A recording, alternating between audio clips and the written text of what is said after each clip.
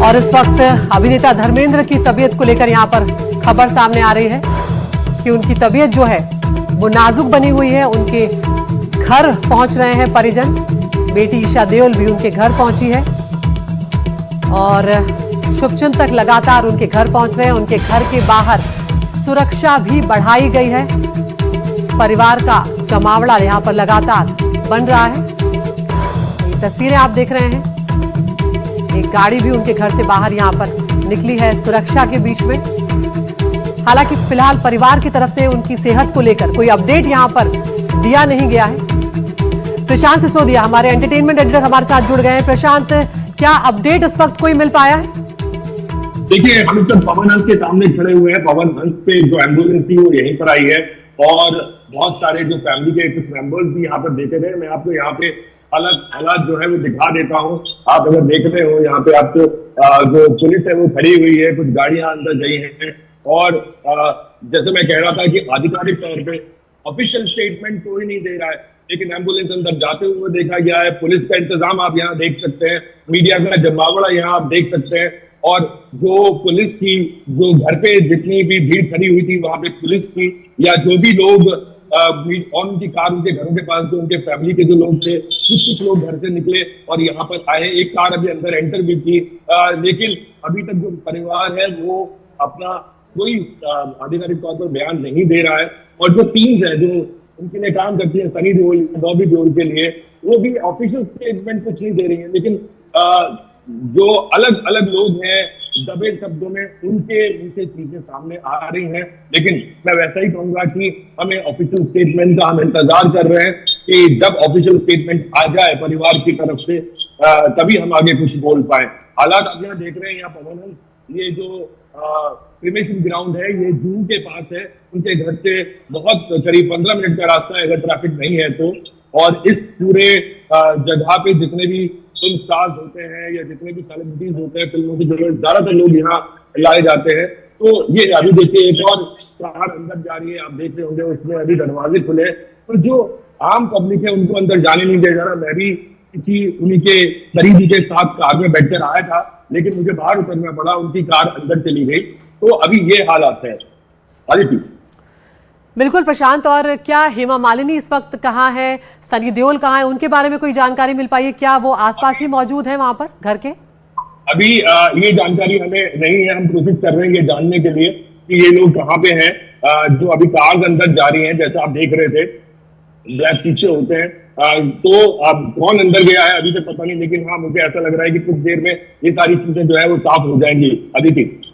बिल्कुल प्रशांत, तो इस वक्त कुछ भी कहा नहीं जा सकता है धर्मेंद्र की हालत को लेकर, लेकिन जिस तरह के परिवार वालों के जो करीबी हैं उनके जो इशारे मिल रहे हैं वो बहुत अच्छे इशारे यहाँ पर नहीं कर रहे हैं। प्रशांत सीधे तौर पर ये संकेत यहाँ पर देते हुए नजर आ रहे हैं, लेकिन इंतजार रहेगा कि परिवार आखिर उनकी सेहत के बारे में क्या कुछ जानकारी इस वक्त देता है। तो प्रशांत, लेकिन लगातार ही देखा जाए तो धर्मेंद्र की तबीयत कुछ लंबे वक्त से खराब ही चल रही थी।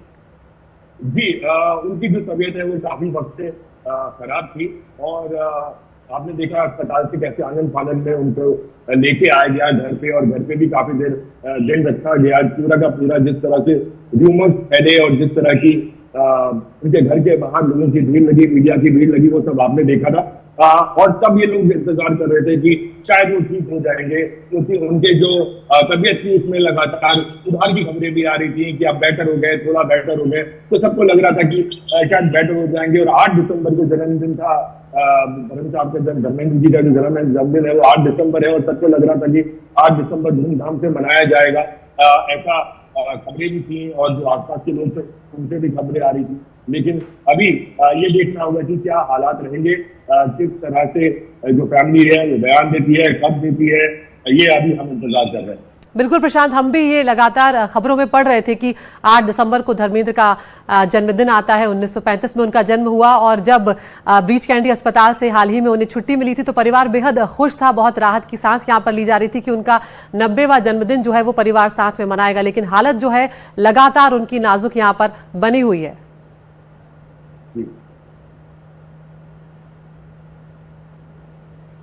प्रशांत, हमारे सहयोगी लगातार हमारे साथ बने हुए हैं। प्रशांत, उनकी अगर पिछले कुछ वक्त जी जी और धर्मेंद्र का अगर आप देखें तो वो हिंदी सिनेमा के लिए बहुत ही बड़ा नाम है। बड़ा नाम मैं इसलिए बोल रहा हूँ क्योंकि उनका अक्सर उनको इस बात से गुरेज था कि उनको जो अवार्ड है वो बहुत ज्यादा नहीं मिले, लेकिन मैं आपको बताऊं कि लोगों को उनका जो एक्शन अवतार है वो याद है। लेकिन धर्मेंद्र ने ऐसी फिल्मों में भी काम किया जिसको हम क्रिटिकली अक्लेम्ड सिनेमा बोलते हैं।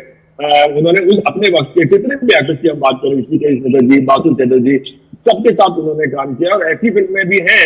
मैं अभी देख रहा था कुछ लोगों से जिन लोगों ने उनकी वो फिल्में उठा के देखी हैं जो शायद उनको पता भी नहीं थी, और उन्होंने कहा कि अरे बतौर एक्टर जो तारीफ उन्होंने की, जैसे सत्यकाम की मैं बात करूं या मैं अनुपमा की बात करूं, ये सारी वो फिल्में हैं जिनमें धर्मेंद्र का एक अलग रूप आपको नजर आएगा, जिसमें वो अभिनय या हम जिसको मिड वे सिनेमा या आर्ट सिनेमा या थोड़ा सा अलग तरह का सिनेमा बोलते हैं वो सिनेमा था।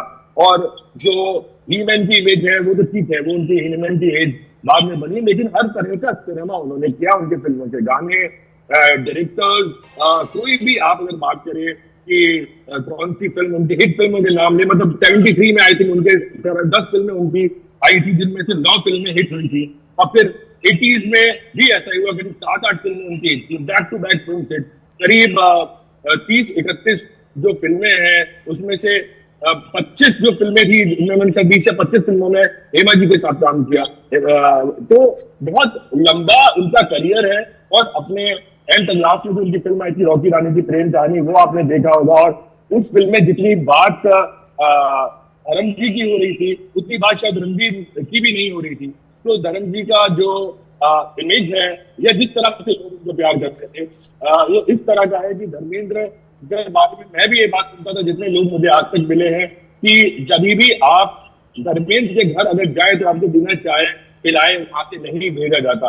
तो उनकी personality of camera on camera दोनों बहुत, जैसा वो ऑन कैमरा आपको नजर आते थे कि बहुत ही लवेबल और बहुत वार्म के साथ वो मिलते थे। मैं उनके पास उनसे कई बार मिला, उनके घर में कई बार गया और मैंने उनके इंटरव्यूज भी किए। तो उनका तो शेर व शायरी का शौक था। सबसे पहले वो बैठते थे और वो शेर व शायरी करते थे, और वो मुझे कहते थे बेटा मैं तुम्हें इसलिए सुनाता हूँ क्योंकि तुम्हें शेर व शायरी पसंद है। और मेरे इंटरव्यूज में भी उन्होंने इनफैक्ट एक आध बार शेर व शायरी के साथ ही शुरुआत की। बॉलीवुड के अभिनेता धर्मेंद्र की हालत नाजुक बनी हुई है। धर्मेंद्र के घर परिजनों के पहुंचने का सिलसिला शुरू हो गया है। बेटी ईशा देओल भी घर पहुंच गई हैं और शुभचिंतक जो हैं वो भी धर्मेंद्र का हालचाल जानने के लिए उनके घर पहुंच रहे हैं। तो फिलहाल ये खबर आ रही है कि धर्मेंद्र की हालत नाजुक बनी हुई है। इससे पहले भी उनकी तबीयत बिगड़ी थी जब उन्हें मुंबई के ब्रीच कैंडी अस्पताल में भर्ती करवाया गया था। सांस लेने में तकलीफ उनको हुई थी, जिसके चलते उन्हें वेंटिलेटर पर भी रखा गया था, लेकिन फिर उनकी तबीयत में सुधार हुआ, उन्हें अस्पताल से छुट्टी मिली और वो घर ले आए गए थे। और अभी एक बार फिर से ये खबर आ रही है कि अभिनेता धर्मेंद्र की हालत नाजुक है और उनके घर पर उनके परिजनों के पहुंचने का सिलसिला यहां पर शुरू हो गया है। तो इससे पहले यहां पर डॉक्टरों की टीम जो है वो लगातार धर्मेंद्र की हालत पर नजर बनाए हुए हैं। सांस लेने में तकलीफ उनको हुई थी जब उन्हें वेंटिलेटर सपोर्ट पर रखा गया था और ब्रीच कैंडी अस्पताल में उन्हें भर्ती भी कराया गया था।